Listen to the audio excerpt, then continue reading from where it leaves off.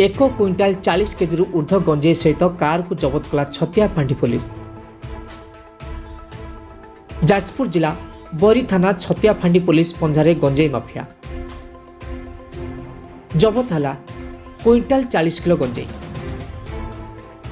सूचना था कि गतकाली विलंबित राति टांगी थाना गोविंदपुर निकटस्थ 16 नंबर जातीय राजपथ में गंजेई भर्ती कारटी जाउथिबार सूचना पाई जातीय राजपथ में छतिया फांडी पक्षर जांच जारी रहितला। संपृक्त कारटी को पुलिस हाबुड़े पड़ जापर चतुरतार सहित माफिया गाड़ी छाड़ी पलैवाकू सक्षम होते। छतिया फांडी अधिकारी गोवर्धन नायक एवं एएसआई जहर आवेदीन, एएसआई सुब्रत साहू एवं अतिरिक्त तहसिलदार निरंजन गुरु प्रमुख उपस्थित रही 70 पैकेट गंजेई जार ओजन 1 क्विंटाल 40 केजी गंजेई सहित कार को सीज कर देखा मिली।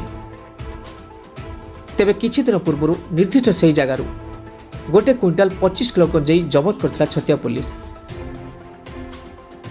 16 नंबर जातीय राजपथ कूल राज्यर शह शह थाना रही बेले गंजेई माफिया चरा भई पलटि एक चर्चार विषय।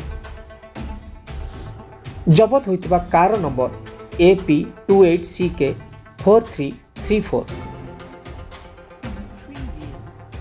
जाजपुर मानस चंद्र विश्वास रिपोर्ट OTN TV।